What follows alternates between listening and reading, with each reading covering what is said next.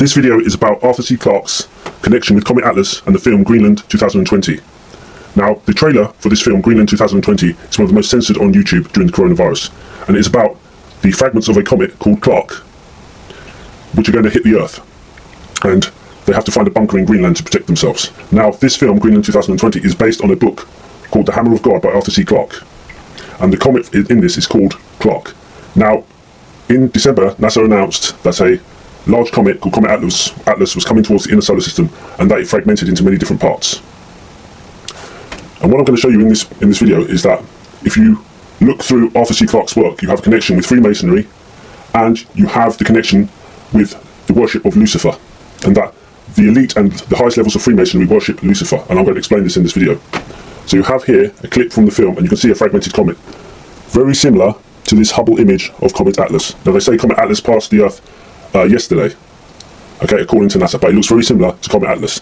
Now, if we look at the book, The Hammer of God by Arthur C. Clarke, you will see here that a mission called Project Atlas has been set up to nudge this asteroid off course, which is coming towards the Earth. That's what the book is about. But in the film Greenland, it's a comet, fragments of a comet. And they set up Project Atlas to nudge the comet off course. Now, Project Atlas is actually a real project called the Asteroid Terrestrial Impact Last Alert System, and Comet Atlas is named after this.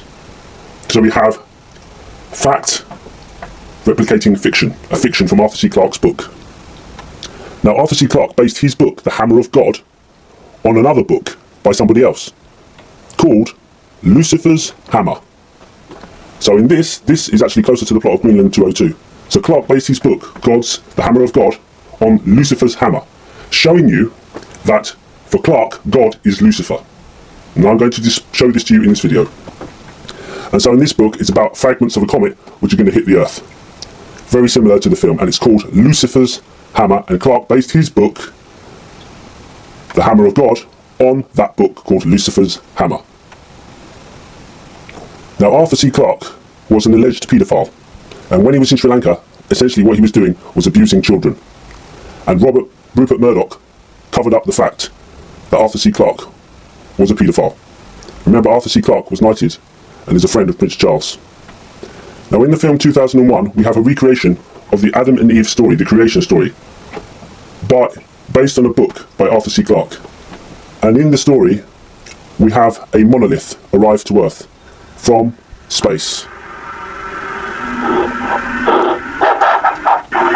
And so the apes see this monolith, and as soon as they touch it, they become self-aware. So it's like the Garden of Eden story.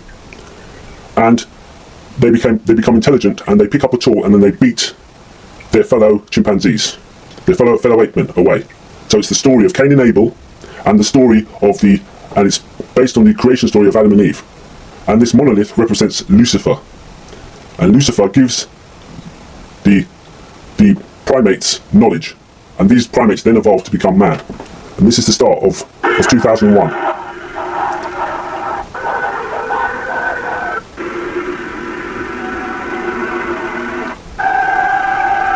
So they touch the monolith, and you can see here that you have a symbol of the sun and the moon.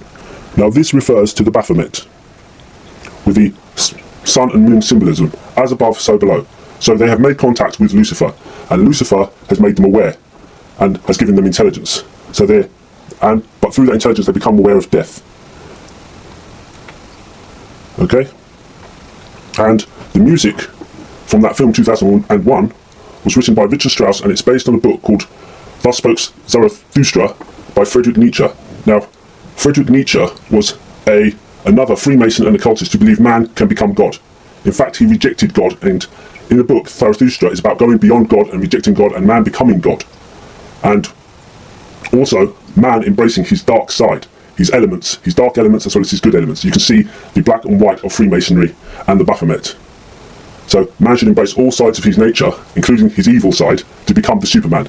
And this also relates to the transhuman movement towards AI intelligence. And remember that in the film 2001, you come from the monolith to the spaceships and space orbiters, and then you have the artificial intelligence computer, which is an all-seeing eye. You can see that here, that Nietzsche was an occultist into alchemy, the transformation of man into God, and the Kabbalah. Now the Kabbalah is actually the tree, the forbidden fruit from the tree of knowledge. And here we have the Baphomet, displaying you the occult principles of as above, so below. And this is what they worship. This is a representation of Lucifer, the spirit of Lucifer, embracing your evil side as well as your good side to become like God. And here we have The Shining, where Stanley Kubrick reveals the moon goddess Diana in the bath. So The Shining is about exposing that the moon landings were fake. And during the moon landings, during the filming of 2001, Kubrick was closely connected to Arthur C. Clarke and people from NASA as well. And so Arthur C. Clarke helped to fake the moon landings. And in the film The Shining, he exposes this in this room 237 with a woman in the bath who represents the goddess Diana. The goddess Diana is always represented bathing. And it relates to this painting by Titian of Diana and Actaeon. The scene is based on this painting. You can see here Diana bathing behind a veil, just like in the film. And you have the old crone here, showing you the different aspects of the moon and how the moon relates to the female. And you have the old crone here, so that witchcraft is also connected to the moon. And you notice that it's in a grove and that the hotel was built in a grove in The Shining. So that scene is based on this painting, and it reveals the moon goddess in the bath, the moon hoax. And so what I've hoped to have shown you in this video is how Arthur C. Clarke was a high-level occultist who believed Lucifer,